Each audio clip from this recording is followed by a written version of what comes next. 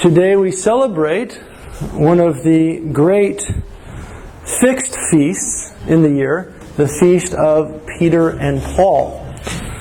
It is a joyful day for the church because today we celebrate these princes of the apostles, and we also conclude the Apostles' Fast.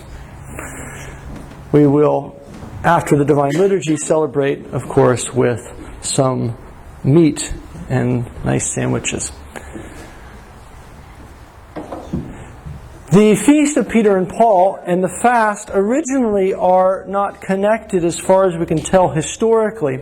Historically, what is called the Apostles' Fast, as it is called today because of the feast, developed very early in the church, possibly one of the earliest, if not the earliest fast of all. It was originally, as far as we can discern by looking at the references in the patristic tradition, a 1-week fast that followed immediately after the octave of Pentecost. Remember, we had the Feast of Pentecost, and that octave concluded with the Sunday of All Saints, the fruit of Pentecost. And then the church would enter into a 1-week fast, preparing everyone in the church for what they now had to go out and do as all saints go out and sanctify the world, go out and preach the gospel, a new Pentecost celebrated every year. And so the church would do this to begin its mission, to prepare itself for its mission each year. It would begin with this fast. The other fast, as you know, we talked about these before, were actually for the catechumens. But this was a fast for all of the faithful. Eventually, with the memory of Saints Peter and Paul and the fixing of the date of that memory, the feast, or this fast, eventually stretches its way out to meet the fixed feast, and it becomes then a variable length fast depending on when Pascha occurred that year and then when we will arrive at the Feast of Peter and Paul. The Feast of Peter and Paul. We remember Peter and Paul, princes of the apostles. In the icon, you will usually see them holding up a little model church in their hands. Or in this icon here, you can see the church between the two of them set on in the background. This is because they are pillars of the church. All of the apostles, of course, were pillars of the church. But these two, as we know as we read the early church story in Acts of the Apostles, if we look at the content of the New Testament, we find that these two individuals were giants among the apostles. Giants among the apostles. You heard in the reading about St. Paul. We heard from 2 Corinthians because 2 Corinthians is the epistle of Paul where his apostleship is being challenged. And it's in 2 Corinthians that we have the most detailed apostolic witness to the role of the apostle as understood in the early church.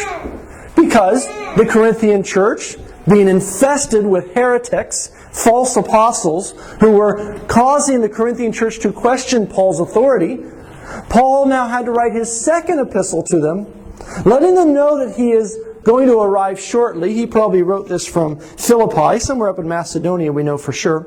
And he's about to arrive within a few days in Corinth. But before he arrives, he sends them this second epistle to prepare them for his imminent arrival, to make sure these false apostles either get out of town or clean the situation up. Because when Paul arrives, he says, we will not be having a contest of talk, of rhetoric, but rather a contest of the power of God. So, Paul eventually arrives in Corinth and cleans things up as far as we can discern, at least for a while. The Corinthian church, as you read from Clement, one of the apostolic writings, seems to have fallen into trouble again. So, we hear from Paul's long curriculum vitae, as he gives it in 2 Corinthians, showing his authority, his background, his life of suffering, which for Paul, the life of suffering was the testament that he was a true apostle. And so you heard of these details. St. Paul, 3 journeys before his imprisonment, a 4th journey after that into Macedonia, in which he wrote the pastoral epistles. And during those other journeys, of course, you know of his other epistles he wrote, and all of the places he traveled. All of the churches he founded. A giant among the apostles. St. Peter, you know of him among the 12, the original 12 that Jesus chose. And from the early stages we see Jesus setting Peter apart, giving him a special role. We see this from the very first moment they encounter each other in John's Gospel. When Andrew brings Simon, his brother, to Jesus. This is on that first initial visit when they see each other. Jesus says in chapter 1, verse 42 of that Gospel, he says, "Ah, so you are Simon. You shall be called Kepha." That's the Aramaic word for rock. And then John translates into Greek there for us, which means Petros, which means Peter. Assuming his audience there in the 90s don't know all the Aramaic they might need to know. And then throughout the rest of the story of Jesus' ministry, we see Jesus setting Simon apart. He sets apart not only from the 70 disciples, his 12 that he sends out. They're called apostles. We hear about this in Matthew chapter 10, where he sets apart from these crowds of followers, these crowds of disciples, 12, whom he sends out. Apostolos in Greek, one who is sent, he who is sent. And so he sends them out in Matthew chapter 10 in that kind of trial run before Jesus' passion. He sends them out midway through his ministry. They've heard enough. They've seen enough. They go out there and preach the gospel. And then come back and tell me what happens. Apostles. Among those 12, Jesus sets aside 3 great men. Peter, James, and John. Probably intended in Matthew's Gospel to remind us of how David in the Old Testament, though he had the army of Israel, right, the disciples of Jesus, though he had his special guard, that would be the 12 apostles for Jesus, David had 3 great men who never left his side. And whatever he told them to do, they would do. These were called the mighty men of David. There's a whole chapter about them in the book of 2 Chronicles, or 1 Chronicles. But among those 3, Peter, James, and John, whom he brings up into the upper room, he brings further into the garden, he takes up onto the top of the Mount of Transfiguration, these 3 he keeps setting aside, these great pillars in the early church, Peter, James, and John. Among those 3, Peter is set apart a few times.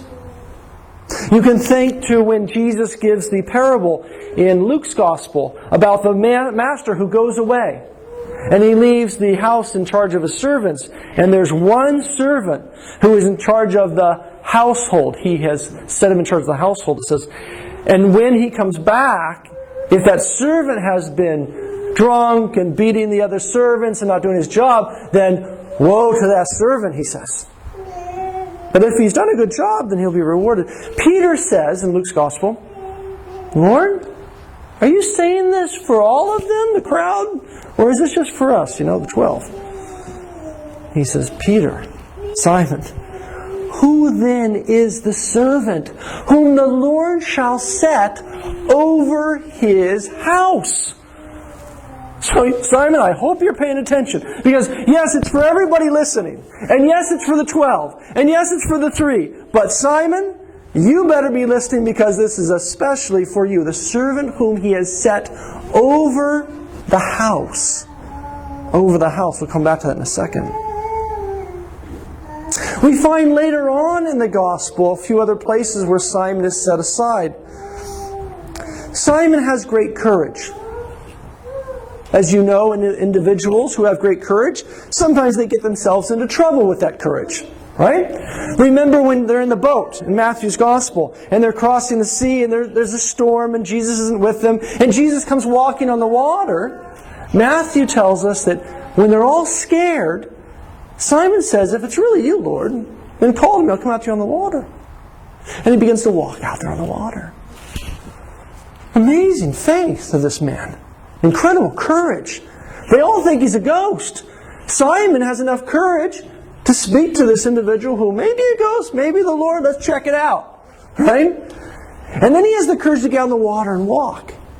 Now, is he perfect? No. He begins to sink. Right?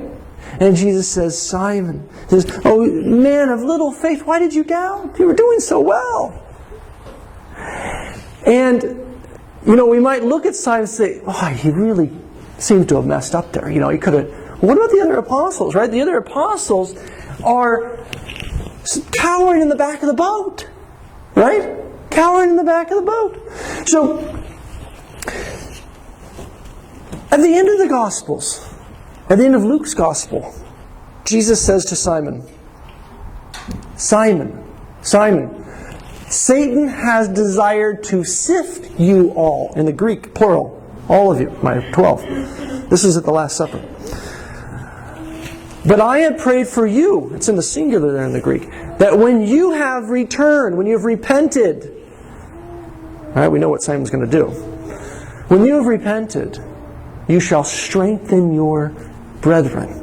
Strengthen your brethren. We can see that in Acts of the Apostles, that model of Peter from Luke's Gospel. Remember, Luke writes Acts. You can see that same image there. Peter strengthening, being this hub of the wheel that kind of holds things together for the apostles, especially in those first few chapters.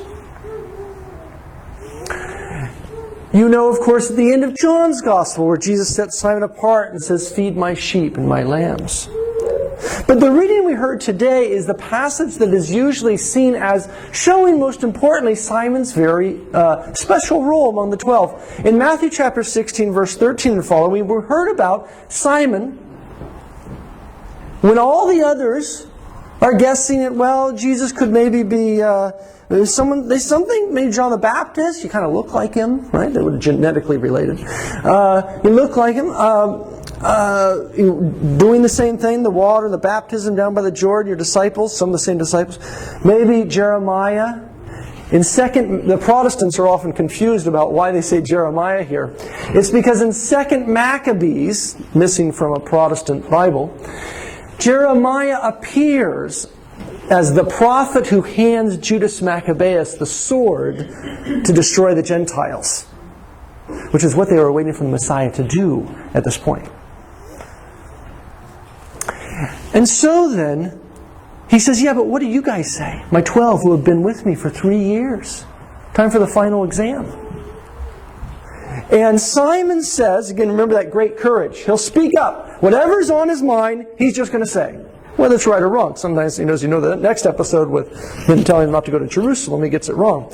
But Simon says, you are the Christ, the Son of the living God.